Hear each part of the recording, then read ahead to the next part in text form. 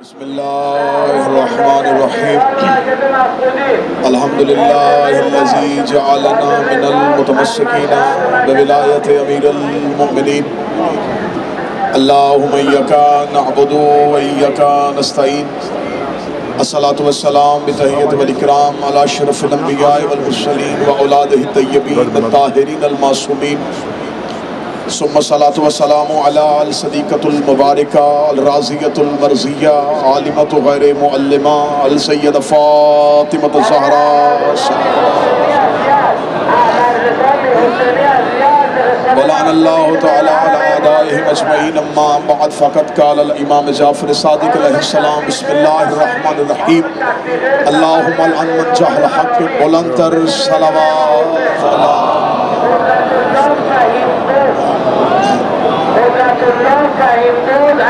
شاعرین گرامی قدر عزاداران حضرت امام حسین علیہ السلام،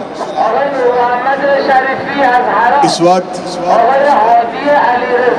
ہم موجود ہیں بین الجنتین میں۔ اگر آپ متوجہ ہوں تو مجھے ملک بسم اللہ۔ اس وقت ہم موجود ہیں کعبہ قوسین اور سدرۃ المنتہا کے درمیان۔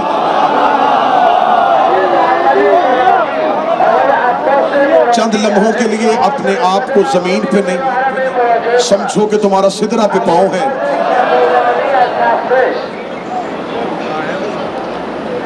ذرا چند لمحوں کے لیے اپنی روحوں کو اپنے بدنوں کے پنجروں سے نکالنا۔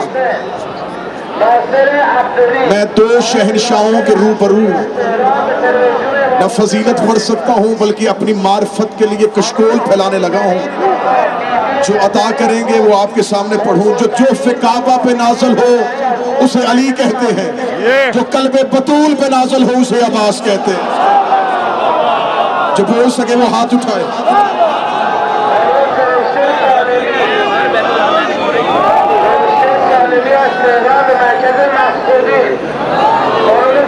بالکل تفصیلات کا وقت میں بڑی جلدی لفظ کہتے ہیں۔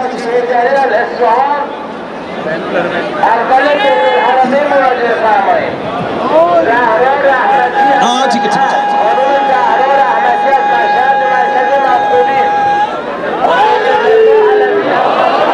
نہ میں عزت عباس پڑھ سکتا ہوں، نہ میں حقیقت عباس پڑھ سکتا ہوں۔ فضیلت عباس پڑھنے کے لیے لہجے کا حسین ہونا ضروری ہے۔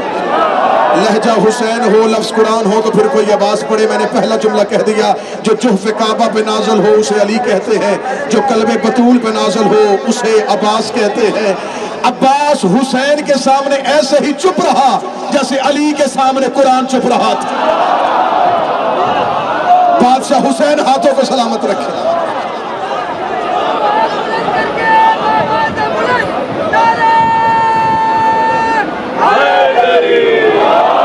ساری زندگی عباس حسین کے سامنے ایسے ہی چپ رہے جیسے قرآن علی کے سامنے چپ رہا تھا۔ میں چند سطریں پڑھوں گا۔ جو صفین میں علی سے لڑتے تھے وہ کربلا میں عباس سے ڈرتے تھے۔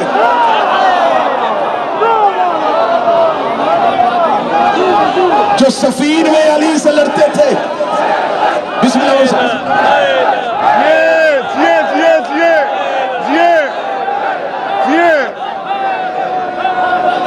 مولا حسین سے جو صفین میں علی سے لڑتے رہے وہ کربلا میں عباس سے ڈرتے رہے۔ جو شب ہجرت علی کا چہرہ اوڑے اسے محمد کہتے ہیں، جو ساری زندگی عباس کا چہرہ اوڑے اسے علی کہتے ہیں۔ جس کا لباس نبوت کا لباس ہو اسے علی کہتے ہیں، جو علی کا کرتا پہنے اسے عباس کہتے ہیں۔ اب تمہارے ذہنوں کی زمین زرخیز ہو گئی تو اب میں پڑھنے لگا ہوں زیارت ابوالفضل العباس کا وہ جملہ جو امام جعفر صادق نے کہا تھا۔ میں نے چند جملے اس لیے پڑھے تھے ذہن زرخیز ہو جائے۔ اگلی سطر کی وضاحت بھی نہیں کروں گا، شرح بھی نہیں کروں گا۔ امام جعفر صادق نے زیارت عباس تعلیم کرتے ہوئے کہا، میرے اللہ لعنت ہے اس بندے پہ جس نے عباس کے حق سے انکار کیا۔ لعنت کرے اس بندے پہ جس نے حق عباس سے فضیلتوں کے اقرار سے فائدہ نہیں ہوتا، حق کے اقرار سے فائدہ ہوتا۔ ساری زندگی بندہ مصطفیٰ کو صادق و امین مانے، یہ مصطفیٰ کی فضیلت ہے۔ محمد رسول اللہ یہ رسول کا حق ہے۔ علی کو موجز نما مانو، مشکل کشا مانو، فاتح خیبر مانو، فاتح بدر مانو۔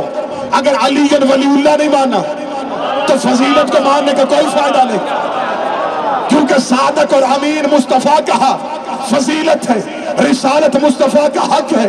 مشکل کشا موجز نما یعصوب الدین فاتح درائم یہ علی کی فضیلت ہے، ولایت علی کا حق ہے۔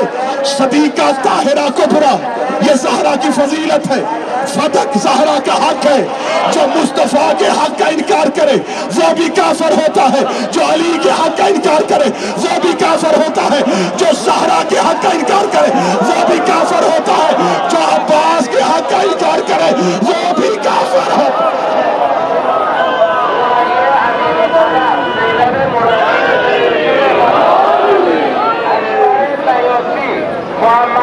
مجبوریوں میں جکڑا ہوا عباس نہیں،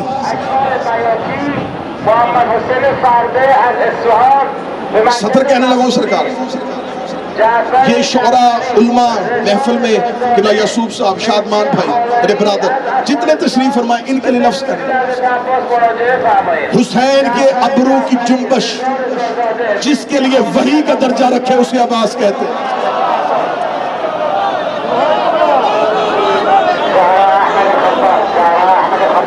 عباس کی خاموشی میں ہے عباس کی شجاعت۔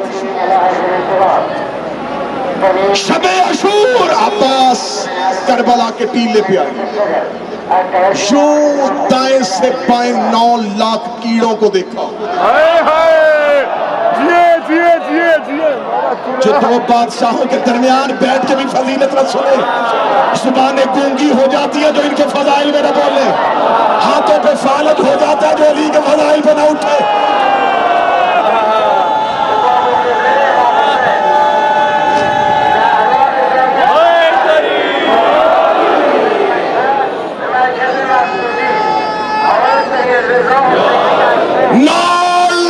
سامنے عباس کربلا کے ٹیلے پہ آئے، یوں دائیں سے بائیں رینگتے ہوئے کیڑوں کو دیکھا۔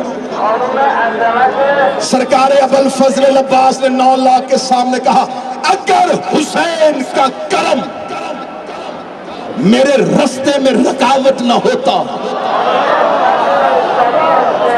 نہ میں نے سطر روکی ہوئی ہے تمہارے باب شعور کے باہر، اذن دخول ملے تو حاضر ہوگی۔ حضرت ابوالفضل عباس نے 9 لاکھ کے سامنے شب عاشور کہا۔ شب عاشور یہ چاہتے تھے کہ ہم خیام حسینی پہ حملہ کریں، یہ پروگرام بنا رہے تھے حسین کے خیام پہ حملہ کرنے کا۔ عباس اکیلے گھوڑے پہ بیٹھ کے نکلے، 9 لاکھ کے سامنے کہا اگر اس کا کرم میرے رستے میں رکاوٹ نہ ہوتا، تمہیں قتل کرنے کے لیے مجھے صرف جنازے کی نیت کی ضرورت ہے۔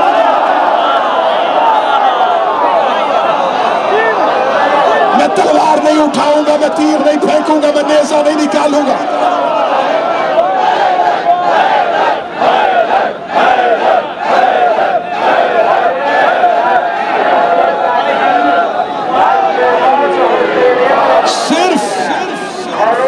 صرف میں لبوں کو جنبش دوں، بلکہ الموت تمہارے ناپاک بدنوں سے روحیں نکال دوں، میرے قدموں میں ڈھیر کر دیں۔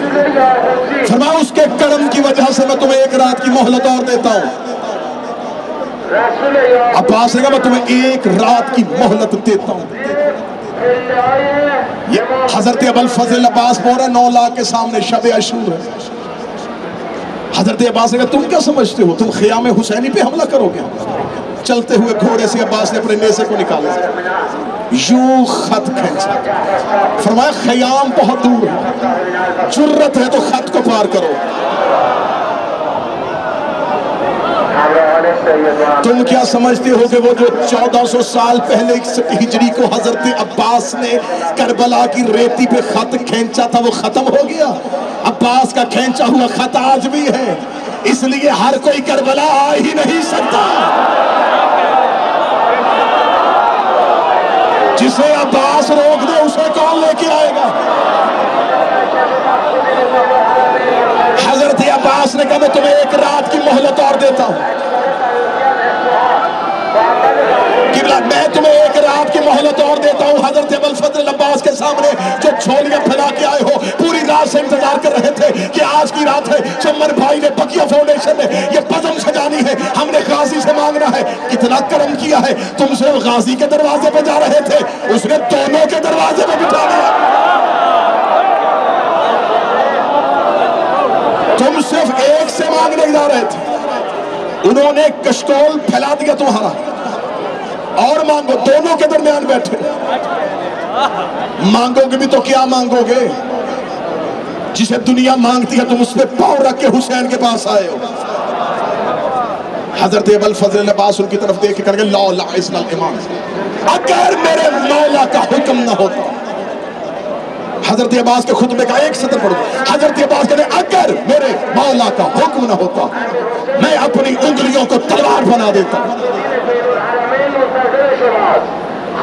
جو انگلیوں کی تلوار پہ خاموش ہو گئے، تم نے جھولے میں اجدر چیرتا ہوا نہیں دکھا؟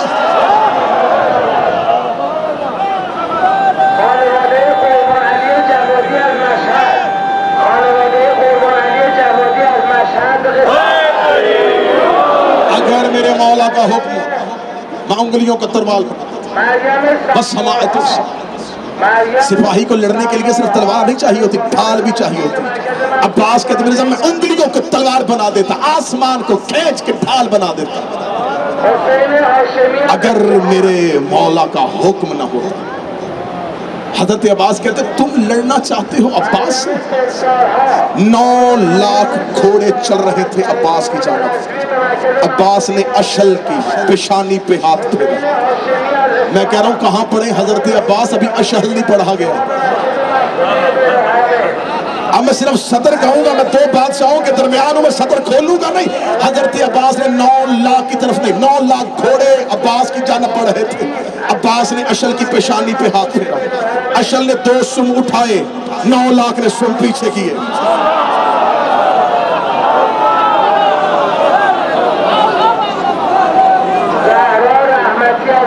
اشل کے اٹھتے ہوئے قدم تھے، 9 لاکھ کے جاتے ہوئے قدم تھے۔ ابھی تک تو اس کے گھر کے جانوروں کی فضیلتیں نہیں پڑی۔ سطر واپس کو روچی کر، اس گھر کے نظر آنے والے جانوروں کی، ورنہ 9 لاکھ میں انسان نما حیوان تھے اور ایک مرتجز نامی انسان بھی تھا۔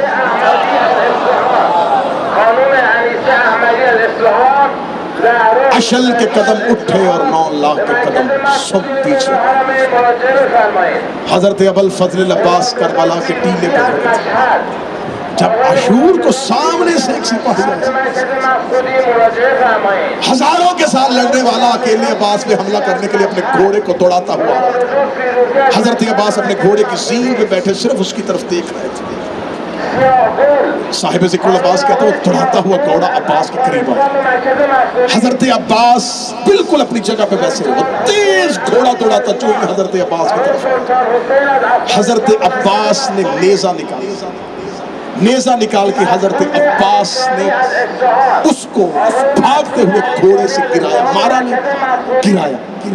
گراتے ہی عباس اشل سے فوراً اس کے گھوڑے کی زین پہ آیا، اشل کو چھوڑ دیا، اس کے گھوڑے کی زین پہ آیا، یوں اس کے گھوڑے کی لجام کو کھینچا، اس کے گھوڑے نے اپنی پیشانی چھپا لی۔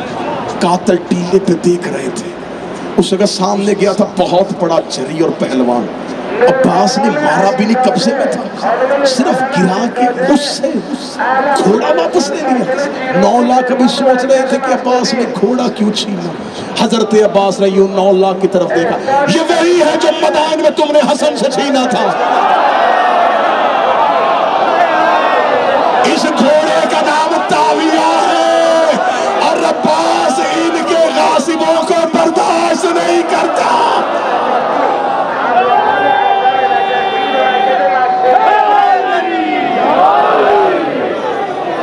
جس عباس نے حسن کا چھینا ہوا گھوڑا برداشت نہیں کیا، وہ زہرا کی چھینی ہوئی جگیر کیسے برداشت؟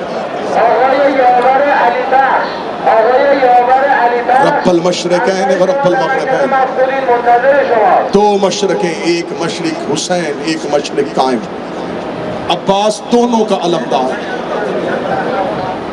حسین کا علمدار بھی عباس، قائم کا قائم۔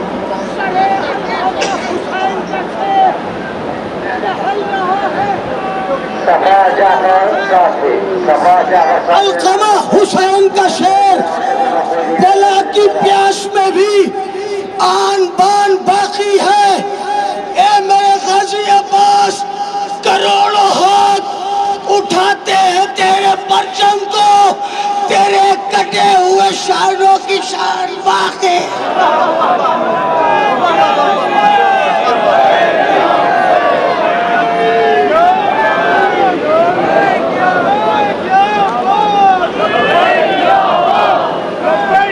سیدہ تمہارا پرسہ قبول ہو، میرے بھائی چمن کی بیٹی محسن شاہ کی بیٹی، ان تمام ان کی پورے رفقہ کار، یہ علماء کرام، میرے برادر، اللہ مرزا اطہر صاحب کے درجات میں اضافہ فرمائے، بر صغیر کا عظیم نامت کے فضل میں بھائی شادمان نقوی صاحب، یہ تمام علماء، آپ جتنے بھی میری مائیں بہنیں بیٹیاں عزادار ماتمی دو حرموں کے درمیان بیٹھے منتظمین کی کوشش ہے مجلس میں تاخیر نہ کریں، کیونکہ زیادہ دیر بیٹھنے سے مومنین تھک نہ جائے۔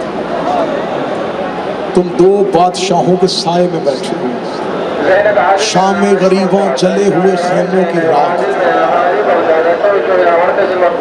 چند شہزادیاں اپنے یتیم بچے اور بچیوں کو لے کے علی کی بیٹی عالیہ سے پوچھ رہی تھی، زینب آج عباس نہیں ہے، آج پہرا کون دے؟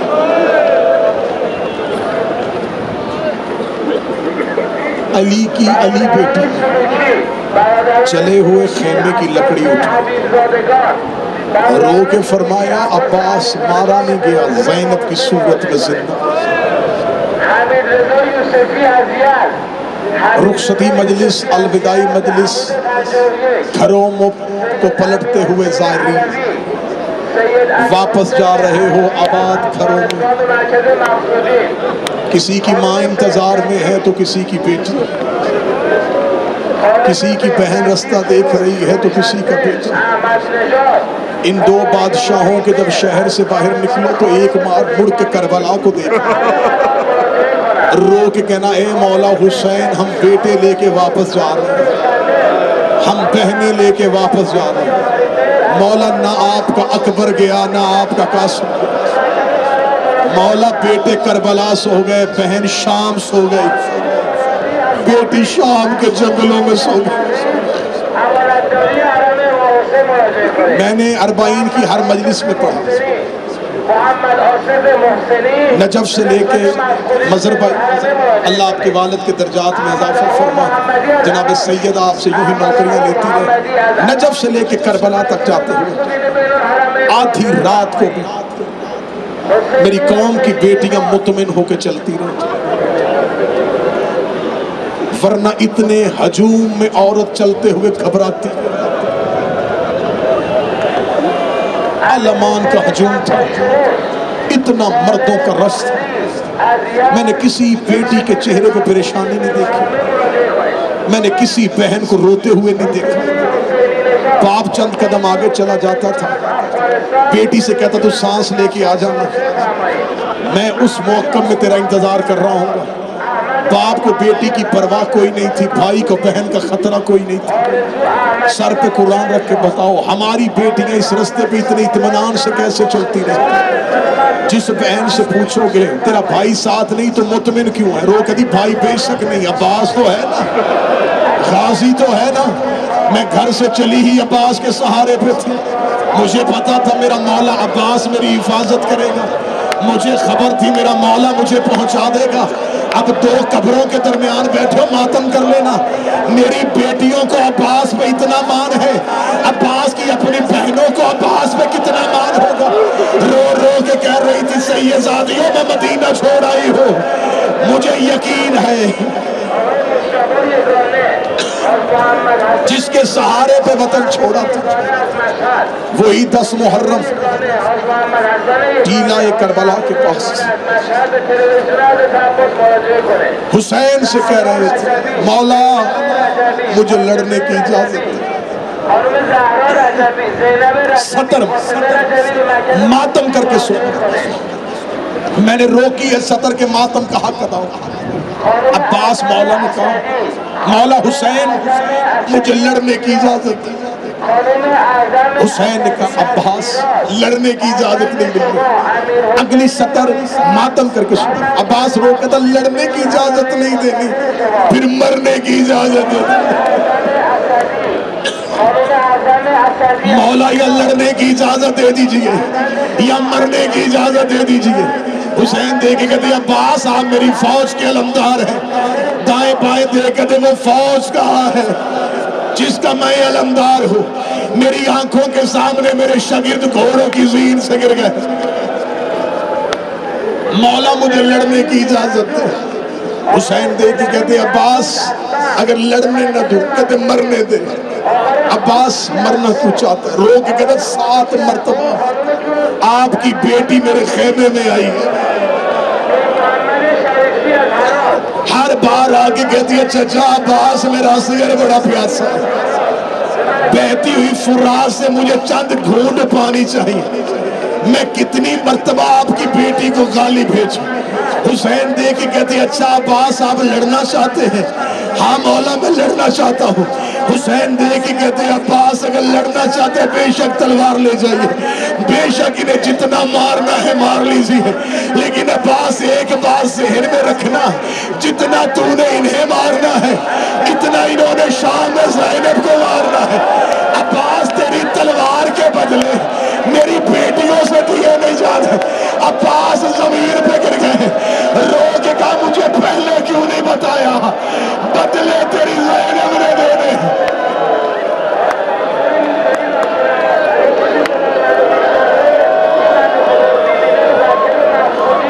ماتم کرتے ہوئے جملے سنتے جانا. یہی وجہ تھی کہ ہر زخمی زخم کھانے کے بعد یا حسین کے پاس آتا تھا یا مولا حسین کو بلاتا تھا. عباس زخمی ہو گئے نہ خیمے میں آئے نہ حسین کو بلایا.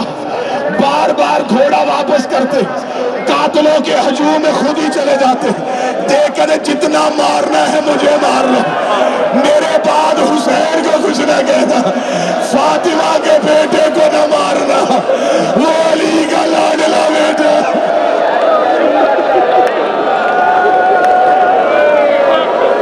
جتنے بدلے لینے ہیں عباس سے لے لو حسین کو کچھ نہ کہنا. سادات و غیر سادات جب حضرت عباس مقتل کی طرف جا رہے تھے ہر شہید جب بھی مقتل کو جاتا تھا ٹیلے پہ عباس کھڑے ہوتے تھے ٹیلے کے نیچے حسین بیٹھتے تھے. عباس میدان کا منظر آنکھوں سے دیکھ کے حسین کو سناتے تھے. مولا قاسم میدان میں پہنچ گئے. مولا فوجوں نے میدان خالی کر دیا. مولا حسن کا بیٹا بڑا بہتر لڑ رہا ہے. مولا اکبر نے بڑا بہتر حملہ کر دیا. مولا اور نے خیام کے سامنے جا کے پہرا توڑ دیا. مولا محمد فرات پہ پہنچ گیا. عباس ہر ایک کی جنگ کا منظر حسین کو سناتے تھے. جب عباس خود جا رہے تھے وہ حسین کی بینائی تو چلی گئی تھی. حسین دیکھتے سکینہ میں تجھے ہاتھوں پہ اٹھاتا مجھے عباس کا جانا سناتے رہنا. سکینہ دیکھ کے کہتی ہے بابا میرا چچا میدان میں پہنچ گیا. بابا فوجوں نے میدان خالی کر دیا. بابا میرے چچا کا گھوڑا فرات میں پہنچ گیا. بابا میرے چچا نے مشکیزہ بھر لیا. بابا میرے چچا نے مشکیزہ کاندھے پہ لے لیا. بابا چچا کا گھوڑا خیام کی طرف آ رہا ہے. حسین کہتے رہے مرحبا عباس مرحبا عباس مرحبا عباس. جناب سکینہ نے بابے کا ہاتھ تھاما رو کے کہتی بابا فوجوں نے گھیرے میں لے لیا ہے. بابا مجھے چچا نظر نہیں آ رہا. بابا فوجوں کا بھیڑ زیادہ ہو گئی ہے. یہ کہنے کے بعد سکینہ رو گئی بابا دعا کر مجھے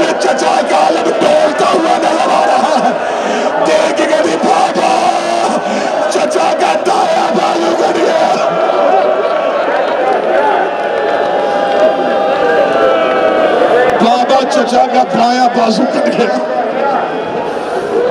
ماتم کرتے گریے میں مجلس جائے گی. یہاں سے خشک آنکھ لے کے کوئی نہ اٹھنا. دو قبروں کے درمیان بیٹھے. اللہ جانے کہاں سے گزر گئی ہو گئی فاطمہ بال کھول کے. یہیں پہ رو رہی ہوگی علی کی بیٹیاں. تیری خشک آنکھ دیکھ کے زہرا یہ نہ کہہ دے تو نے گھوڑے سے اترتا جو نہیں دیکھا تھا. تجھے خبر تو نہیں کہ امت نے کیسے گرایا تھا. میں ہاتھ باندھ کے دو قبروں کے درمیان معافی مانگ کے دونوں کی قسم کھا کے جملہ پڑھنے لگا ہوں.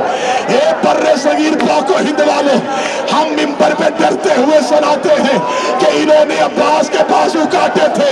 مجھے قبر عباس کی قسم ہے مقتل کے دنوں نے عباس کے پاؤں بھی کاٹ دیے تھے. انہوں نے عباس کے بازو بھی کاٹ دیے تھے. حسین کے پہنچنے سے پہلے عباس کی لاش ٹکڑوں میں تقسیم.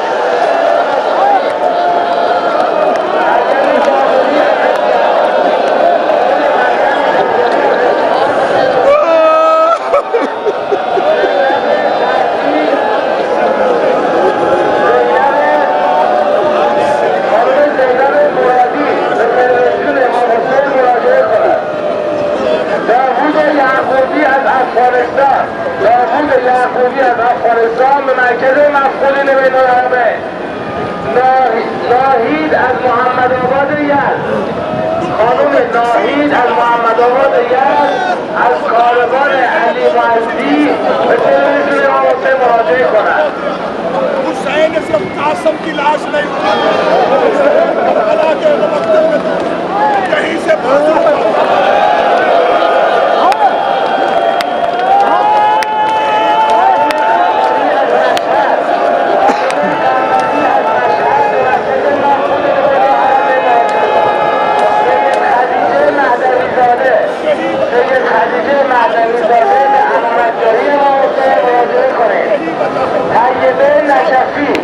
حبیب الله نجفی عطاءالله نجفی از هرات، خانم سیده نجفی حبیب الله نجفی عطاءالله نجفی از هرات به مرکز مفقودی. اکبر بیاتی، محمد حسین سرپور، محمد غفوری منتظر شما. آقای اکبر بیاتی و محمد حسین سرپور، محمد غفوری در مرکز مفقودی به بین حربه منتظر شما. رضا جعفری از یزد، آقای رضا جعفری از یزد به محل قرار